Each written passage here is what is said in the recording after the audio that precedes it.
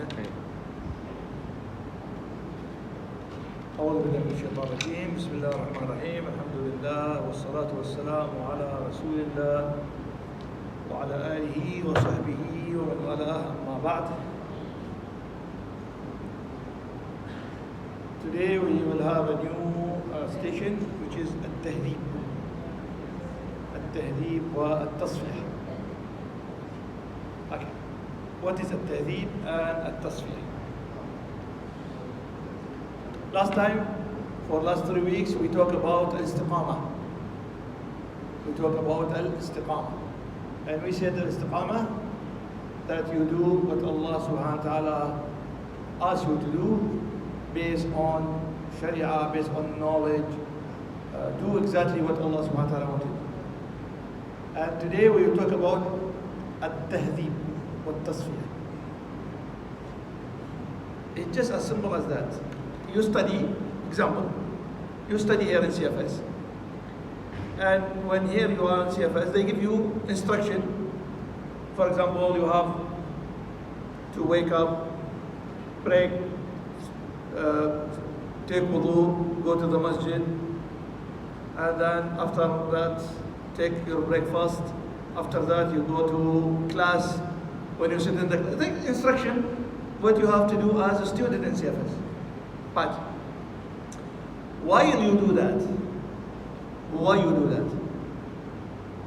Why you do that? I see now here you have to sit with yourself to clarify, to clean the things. Clarify the things. Okay, I will give you another example. Let us to say you are studying, for example, your major is, for example, to say accounting, and you study math. Why you study math? Why you study math? Okay, so you put yourself, this is my target, 1, 2, 3, 4. And then while you are studying math, are you achieving your goal or not? What you need to do? You need to check, right? Today, first week, second week, third week, fourth week, after studying math, am I achieving my target or I am going to a different direction? Still, you are studying, right? You are learning, you are getting knowledge.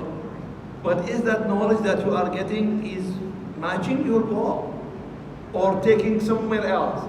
So what you need to do? You need to correct the direction, right? How to correct the direction? So this is what we call our station today. We pray, we fast, we are Muslim, right? We say La ilaha illallah, we say Muhammad Rasulullah, we recite Quran, we fast Ramadan. All the Muslims do that, or let us say most of the Muslims do that, right? So now the people who are sitting here, any one of you did not fast Ramadan. All of us will fast Ramadan, right? Any one of you, for example, did not pray 5 times a day. Any one of you, for example. This is what mean the normal Muslim practice. We are doing that. We are following the instruction given to us by Allah subhanahu wa ta'ala. But while we are doing that, are we doing that in the right way? Are we doing it in a way that takes us to Allah subhanahu wa ta'ala? Is what I am doing making me achieve the best, the highest mark I can achieve? You got the idea? Okay, let us have example. Umar bin Khattab competing with whom? He cannot compete with the Rasul because the Rasul is in a level no one can compete with, right? So when you compete, you have to compete someone in your level you can compete with, right? So Umar bin Khattab was competing with who? With Abu Bakr. Why? Because Abu Bakr is the best. Why the best? Because the Rasul said Abu Bakr is the best. So Umar make his target, I want to be like Abu Bakr. So what he's doing, he always observing Abu Bakr. Anywhere Abu Bakr go, Umar go. Why? To check. What Abu Bakr do, I will do like him. Why? Because I want to be like him. And then Umar after a while, do that 1, 2, 3, 4, 5. So after many, he said, oh, now I am in the level I can be equal to Abu Bakr. And I will prove it. And then Umar al-Khattab said, any people should think Abu Bakr do, I will do like him or better. And then days go, Abu Bakr died, and they asked Umar, did you manage to be like Abu Bakr? What is the answer? He said, I hope, see the answer, I hope I can be a hair in his chest only. It's enough for me. To be like Abu Bakr, the whole Abu Bakr, no. It's difficult to achieve. I hope I can achieve like I will be a hair in his chest. If I can achieve that, that will be good for me. So, why Abu Bakr like that? Why Abu Bakr like that? Why Abu Bakr is that level? That Rasul said, ما طلعت الشمس على أحد بعد الأنبياء والمرسلين خير من أبي بكر. There is no human being after الأنبياء والمرسلين, after the messenger of Allah, there is no human being better than Abu Bakr. Mean if we put the human in categories, the highest is الأنبياء والمرسلين. After them, Abu Bakr alone, and then the rest of human beings. So Abu Bakr in the level that he is alone in that level. No one can go to that level. Why Abu Bakr is like that? Because Abu Bakr never left 1 second in his life without checking himself. Not even 1 second. He did not let himself to deviate even 1 second. This was not possible in Abu Bakr's life. So one day, Rasul was in the masjid with the Sahaba, teaching them Islam. And then one of the Sahaba come late. He says, Assalamualaikum, wa alaikum assalam. Rasul told him, why you are late? And he said, there is a woman there. And that woman, very poor. And she needs someone to help her. I try to help, said nothing. So I don't know how to help because I have nothing. And Rasul said, okay. Sahaba is sitting like you are sitting now here. And Rasul said, anyone help that woman and I will guarantee al-Jannah for him. Anyone helping that woman, if anyone of you now go and help that woman, I will guarantee al-Jannah for you. What happened? Sahaba, all of them? Now I guarantee. Now if I told you, there is a guarantee. If you are sure, I will give you a guarantee. You will go to the Jannah. If now, for example, you go to the canteen and bring me water. I will say, okay, anyone now go to the canteen and bring me water, I will guarantee you al-Jannah. Anyone of you will stay here? Right? All of you will run away, right? Because this is guaranteed Jannah. So all Sahaba run away. Umar will run away with them and see what Umar in his mind. Today, I am going to beat Abu Bakr. Today, I am going to beat Abu Bakr. I will be the best tonight. Prove it to Rasul Sallallahu. And he ran away to his house. And he told his wife, brought to me all the things we have. Anything we have, bring me. Money, clothes, food, furniture, anything. Bring it to me. So they brought it. And Umar divided 50%. He said, okay, this is for us and this is for the woman. I will give her 50% of my wealth. So he carried that 50% and he go to the woman and he give to the woman. And he left to the masjid. And Umar, when he left to the masjid, he walking, in a way that, he did something. And when then he go to Rasul already know what is in the Umar mind. Allah told him, and then Rasul smiled to Umar. He said, Umar, why you are happy? And he said, Ya Rasulullah, today I will beat Abu Bakr. I did something to beat Abu Bakr. And Rasul immediately told him, forget it. You cannot do that. This is a man no one can compete with. And he said, Ya Rasulullah, I gave 50% of my wealth to that woman. And he said, Abu Bakr, give all. Now, just imagine. There is a man willing to give everything he have in this like this without thinking. Did he think about tomorrow what to eat? Did he thought about, Abu Bakr have a lot of children, right? Did Abu Bakr thought what my children will eat tomorrow? Why that man did not think in that way? When you go to your home, you take everything, your food, your furniture, your clothes, your money, anything in your house. You are empty your house and give everything to that woman. What do you think? What is in your mind? Now, if any one of us, any one of your relative, your family, or a friend do that, what you are going to tell him? Are you crazy? Right? Enough, give the woman, for example, 1,000 ringgit, enough. No, but can he give all? Why is that? Because this is the idea. Those people, when they do something, they did not do like us. They always do to go to maximum marks. What is the maximum? We said the maximum 100. This is for us, not for them. For them, 100 not enough. Why not enough? Because see, this is the difference in the belief. What is your belief? Your belief will control your thinking. How you think. How do you think about Allah? What do you think about Allah? Do you trust your Allah? You got it? How much you trust your Allah? This one all debate on that. Abu Bakr and those Sahaba, when they deal with Allah, said, no, with Allah, don't think about 100%. There is no 100% with Allah. Why? Because Allah bigger than 100%. So what Allah? He said Allah will give you in a way you cannot imagine. Your brain cannot calculate. This is what Allah gives.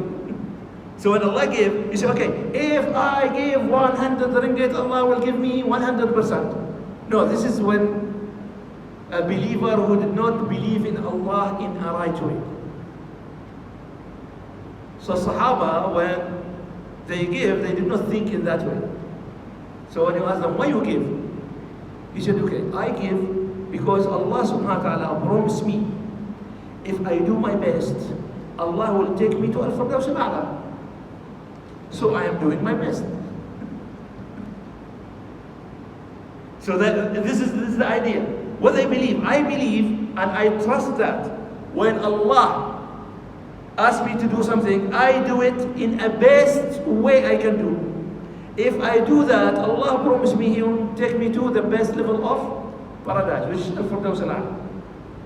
So the highest and the best level in the Jannah is Al-Firdaus al-A'la. Because the Rasul ﷺ said, if you ask Allah, ask Him Al-Firdaus al-A'la.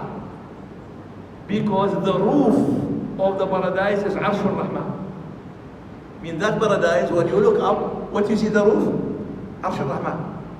Can you imagine now how near to Allah? When you look up, Allah is there. You look to His Arsh.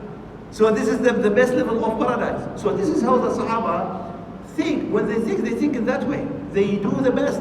What is the best? In our situation, what we do, we think about now, tomorrow, after 50 years. I need to save money. You save money for what? Because we don't know what will happen in the future. Do you trust Allah? Do you believe in Allah? Because Allah told you, what is in tomorrow, don't think about it, because I already guaranteed what is for you. I give you an example. Now you just calculate how much you need food to eat from now until you die. Let us say every day I need, for example, 20 ringgit. So times, for example, 365, right? This is 1 year. Times how many years you are going to live? Let us say now you are 20, most of you are 20. So you reach until 80, you times 60. So there's 60 years of your life left. How much you are going to... Okay, and take that money and put it in the bank. Is that will stop you from saving more? Or you still think, Yeah, but you know, I don't need only food, I need clothes, maybe I got sick, I need to go to a doctor, and always we are thinking in that way. While there is no guarantee you are going to live until tomorrow. Do you have a guarantee? Any one of you have a guarantee? Tomorrow morning you will be alive? Anyone? No guarantee, right? So then why you are saving? You got the idea? This is how the Sahaba think. Sahaba think, this minute can be the last minute in my life. So that's why I will use it to go to paradise. So in this minute, when I got opportunity, I will do my best. So when I do my best and die, I will go to paradise.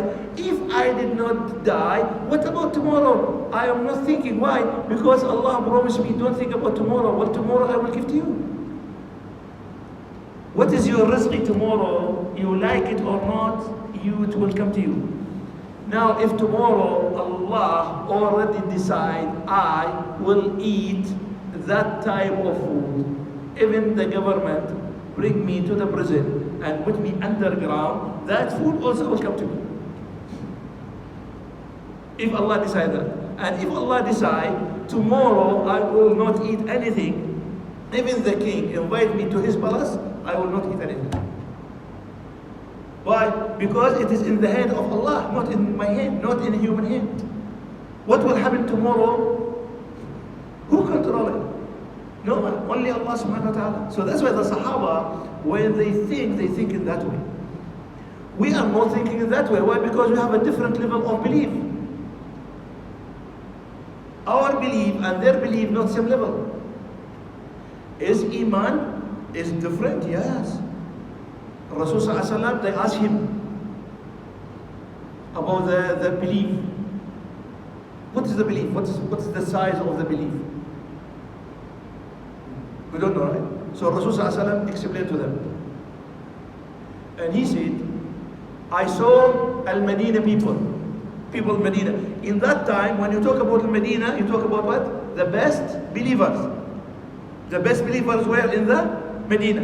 So you talk about the best believers there. Rasul said, I look to the Medina, I look to the best believers.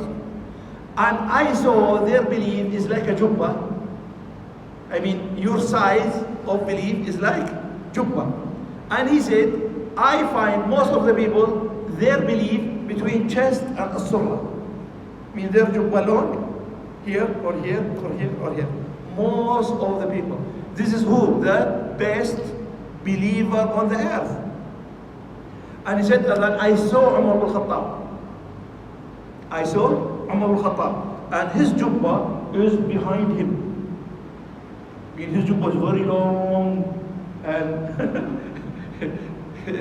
and he walking and his jubba is, when the woman married and she wearing this, long. Umar jubba is like that. Now, if you talk about the belief of Sa'ad bin Abi Waqqas, the belief of Abu Ubaidah is until here, and Umar al-Khattab believe a jubba is long behind him. Now, what is the size of Umar al-Khattab belief? Something we cannot imagine, right? And then Rasul sallallahu alaihi wasallam mentioned Umar. What about Abu Bakr? What about Abu Bakr? What is his belief? And Rasul sallallahu alaihi wasallam told them, the belief of Abu Bakr, if you divide it to all human beings, it will be enough to take them all to Jannah. What is the size of Abu Bakr? That Abu Bakr, his belief, if divided to all human beings, you take the belief of Abu Bakr and divide it to all human beings, it will be enough to take all of them to paradise. Then what is the belief of Abu Bakr? You got that? What is the difference in the level? So that's why the Sahaba in that time, when Rasul sallallahu alaihi wasallam died, and when the army go to spread Islam in the world, if you read the history, you will think there is something wrong, because it cannot. How can 7,000, you talk about 7,000 soldiers come from desert of Saudi Arabia. Today we call Saudi Arabia. So they come from that desert. They carrying only the sword. They have no food at all. You know, they said we eat one piece of bread per day. That's it. They don't have vegetable, they don't have fruit, they don't have meat, they don't have chicken, they don't have anything. They only bread. They have only bread, and that bread is not they made it. It is what's called a dry bread. And they said to eat it, we have to put it first in the water to make it soft, then we can eat. This is what they eat. And someone come walking, because at that time, most of them, they don't have horse or camel. Walking from Mecca to Iraq, to Turkey, to Jordan. You know how many thousand? You know how many thousand? 6,000-7,000 kilometers. Walking. Someone walking on his feet for 6,000 kilometers, carrying only one sword, and he have only one bread per day. And he fight Persian. Persian in that time, like Russia or China today, superpower. And the Kisra, the king of Persia, when he sent the army was over 200. 200 they come with elephant, with horse, with all equipment. And the soldier, Persian soldier, not carrying the sword, on his body there is an iron shield that when you beat him, you cannot kill him. And the Sahaba carrying only the sword and nothing on their body, only jubba. And all they are 7,000. How can? Just try to imagine how those 7,000 defeat that 200,000 with all that equipment. How that can happen? Is that possible? And now, Israel, now what happened to Israel? Just small country. We are Muslim 1.5 billion, and we cannot do anything. Why? In that time, our grandfather, only 7,000, they defeat Persia. With Al-Yarmouk, the battle, just go and read, just write the battle of Al-Yarmouk. Battle of Yarmouk, Muslim was 12,000. And the Roman, led by the brother of the king of Roman, he sent his brother with the army, 280,000, fully equipped with 12,000. Do you know how much captured? This 12,000, not killed. Those who captured them as a prisoner of war, 70,000. Mean each Muslim capture 6 Roman soldiers as a prisoner of war. Capture them as a prisoner of war. And how many killed? How that can happen? How can one Muslim, he captured 7 of the enemy army? That army is the best army, mean fully trained. They are professional warrior. And one Muslim captured 6 of them as a prisoner of war, and he killed another 6 or 7. And the rest ran away. How come? Who is that person? Superhero? No, not superhero. Super mu'min. Super mu'min, not superhero. Because when you are a believer, and when your belief go to that level, everything will be easy. So they come to cross, because when they come to Iraq, you know, the Muslim come from, today we call it Saudi Arabia. No, there is no river. That's why Sahaba, 99% of the Sahaba, they don't know how to swim. They don't know how to swim, because there's no river. So they don't know how to swim. And when they come to Iraq is a lot of rivers. We have a lot of rivers in Iraq. So Sahaba now, they want to cross to other side. At that time, there is no bridge. So if you want to cross to other side, you have to have a boat or bridge. There is no bridge, and Sahaba, come, there is no equipment. So how they go to the other side? Those who know how to swim, they go inside. Okay? One beside one. So the first one swim and carry the hand of the other one who know how to swim. and take him, and they make like a bread. So that when the first one come out, take the second one, take the second one, and all the Sahaba queue like that. I mean, each one draw the other one like this. So the Muslim become like a rope. Okay? Each one carry the hand. Each one of them fell down in will die. Why? Because they don't know how to swim. if the one before you left your hand, you are going to die because you don't know how to swim. And those Sahaba, they crossed the river to other side. How can you go to that river and you don't know how to swim, and the one before you also don't know how to swim? The one is behind you also don't want to swim. You depend on the first one to draw you. How can that happen? What is the power those people have here? It is a spirit power. And one of them, while they are carrying, you know, the Sahaba that how they eat or drink, they carry with them something like a small, what you call it? That they call qus'a. Like something they put food or water in to eat and drink. He carrying this one with him. And while they are crossing, this one fell and go with the river. And his friend, he said, hey, your qus'a. I mean, your qus'a gone. If here is qus'a gone, then how he drink water, how he eat? Nothing to, I mean, there is no more equipment here. See the answer. He said, don't worry. If this one rests me, it will come to me. See the belief. It's go in the river and it's go with the water. So he told his friend, don't worry. If this one is rizqi, it will come to me. So they cross at night. They are sitting. So the army prepare the food for them, want to give them food. Each one a little. So this guy, he don't have anything. They don't have qas'a. And his friend, he said, okay, I will eat. Then you take my qas'a and go and bring food and eat. He said, okay. While his friend eating, someone come. I find this qas'a belong to whom? He said, this is mine, bring it. And he told his friend, I told you, if it is rizqi, it will come to me. What type of belief those people have? How we can have that level of belief? This is it come with al-tahdib.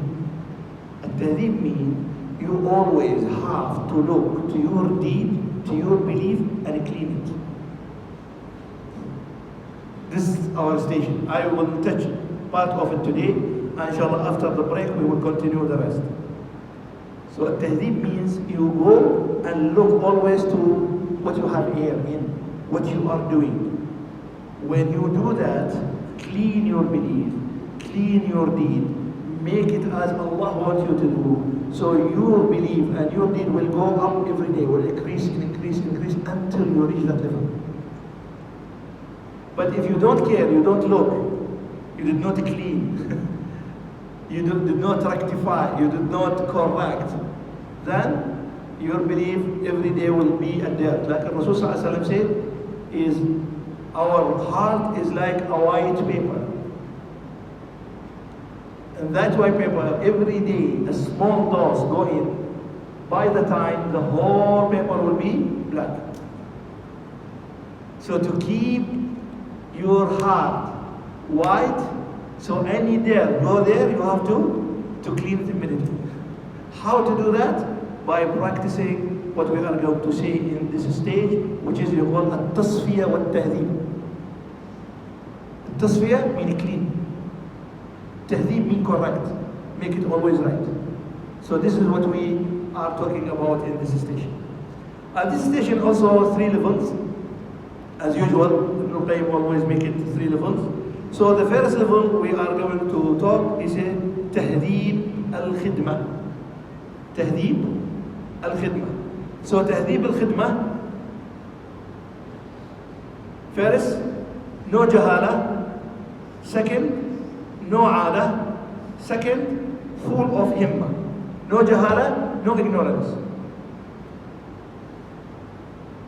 Okay? And second one is no ada, no habit.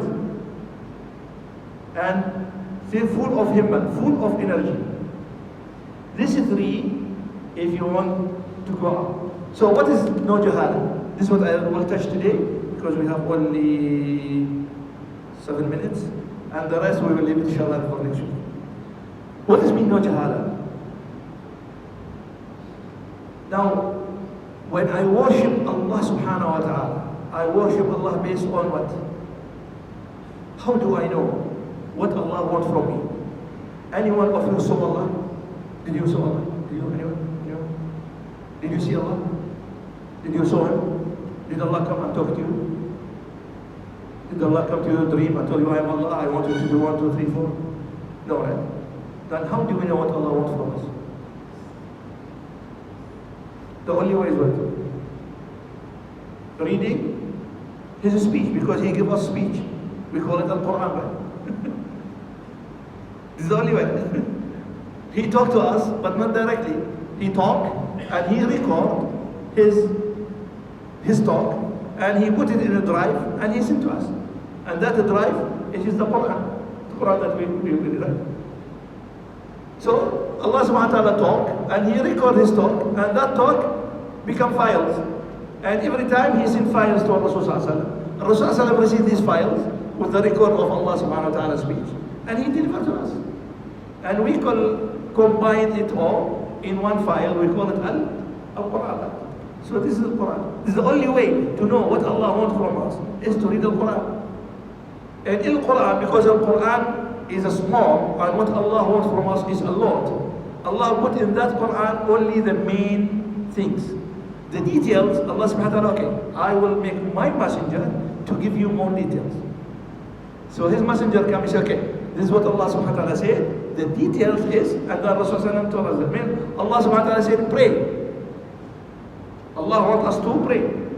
They said, Inna salata kanat ala mu'mina kitaban mawquta. You have to pray on time. Then, this is what Allah wants. This is in general. Allah want. Then how to pray? And Rasulullah said, Allah said, my messenger will explain to you. And then Rasulullah comes and said, come. Allah wants you to pray. I will teach you how to pray. Pray like me. Then Rasulullah, He prayed and He showed us how to pray. And all the details. So now we have the Quran. This is the speech, the message from Allah to us. And this message contains the main things Allah wants from us. And the details of these things is written or given to us by messenger. This is the only way we can know what Allah wants from us. No, there is no other way. What about dream?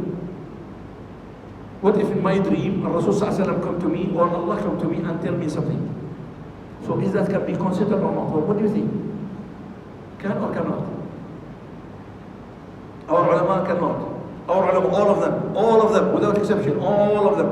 All ulama of Ahlul Sunnah wal Jama'ah. Doesn't matter, they are Ash'ariyya, or they are Salafiyya, or they are Maturidiyya, except Sufi out.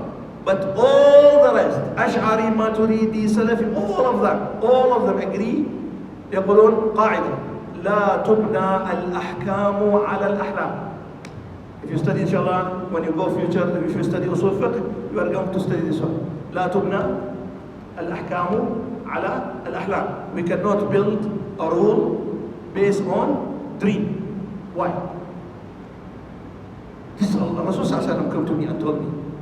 So why I cannot use it? Allah come to my dream and told me. So why I cannot use it? So what do you think? Why?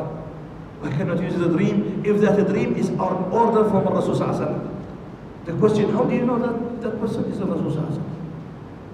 The only one, when someone comes to your dream and told you, I am Rasulullah, how do you know that person is really Rasulullah? How do you know that? The only one who know the Rasul sallallahu alaihi wasallam, those who saw him, right? Sahaba. The only one who can say, Rasul sallallahu alaihi wasallam come to my dream and told me is a Sahaba. Why? Because Iblis cannot take the shape of Rasul sallallahu alaihi wasallam. Rasul sallallahu alaihi wasallam told us that Iblis cannot take my shape. So that's why when Iblis come to Sahaba and tell them, I am Rasulullah, they will look, oh no, you are not Rasulullah because your shape is different. But if a shaitan come to you in Arabic style, like if you never saw me before, and a shaitan take my shape and come to your dream and told you I am Rasulullah, then how do you know I am not Rasulullah, I am evil? How do you know? I am look like Arab. My eyes, my nose, my mouth, all like Rasulullah. So how do you know I am not Rasulullah? Shaitan can lie, right? Shaitan a liar or not? Shaitan will come to you and tell, I am Rasulullah. I order to do one thing. You say, oh, this is order from Rasul. How do you know that person is Rasulullah? That's why our ulama say, how we can trust? Because we never saw Rasul sallallahu alaihi wasallam. That's why the only way to know what Allah wants from us, we have to go to Quran and Sunnah. No, there is no other way. So this is the first stage when you say no jahala. No jahala means when you want to check your deed, your belief, you have to check your belief and your deed based on the checklist taken from Quran and Sunnah. Go to Quran, go to Sunnah, make a checklist. And go to this checklist, look to yourself. Done, no, not yet, done. So this is the only way how to do it. Actually, okay, there is 3 minutes more. I will use it. So that's why you say no jahala. No jahala because of that. Because the only way, and then means we cannot do without no. You cannot do without. How many? That's why last time I was giving talk in somewhere else. And I ask people, do you pray? Yes. Okay, what is Arkan al-Salat? Now if I ask you, anyone, be honest with you, do you know Arkan al-Salat? How many? How many Arkan al-Salat? It's 10? It is 10? 11? 12? So how many Arkan al-Salat? Did you ask yourself that question before? Do you know what mean Arkan al-Salat? If you miss any one of them, you have to repeat your Salat. If you don't know them, if you don't know Arkan al-Salat, then how do you know your Salat is accurate or not? I pray like my father, my uncle. Yeah, but how do you know the prayer that you pray, you are doing all Arkan al-Salat? How do you know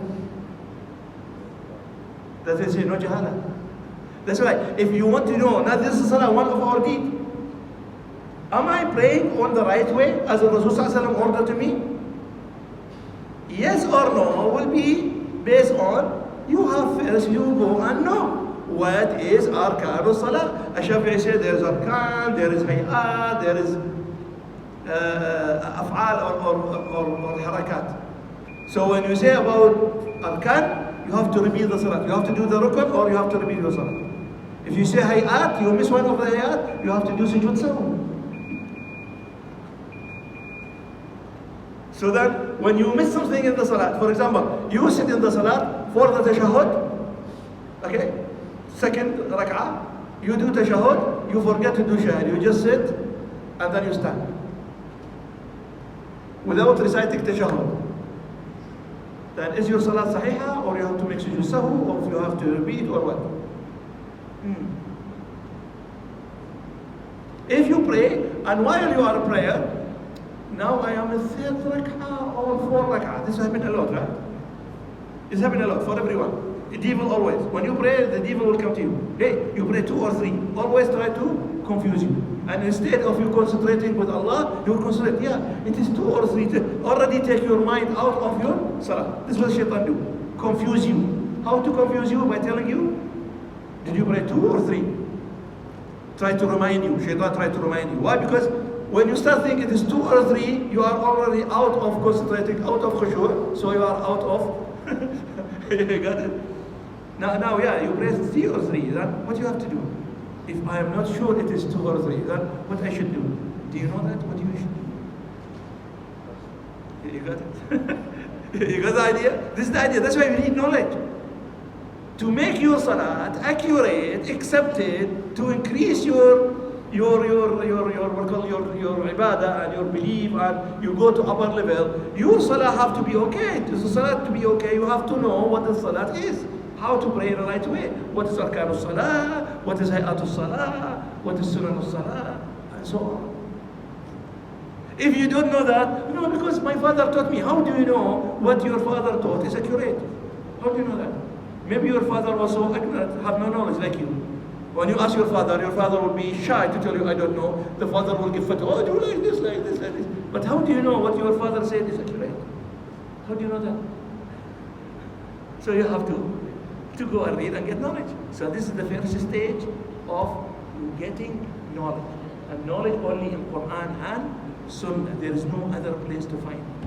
Okay, I will stop here because of the time. نسأل الله سبحانه وتعالى أن يرزقنا خير القول وخير العمل وأن يجعل خير أعمالنا خواتيمها وصلى الله على سيدنا محمد وعلى آله وصحبه وسلم سبحان ربك رب العزة عما يصفون وسلام على المرسلين والحمد لله رب العالمين. Inshallah, after the break, this is the last day. After the break, inshallah, we'll continue this station. Assalamualaikum warahmatullahi wabarakatuh.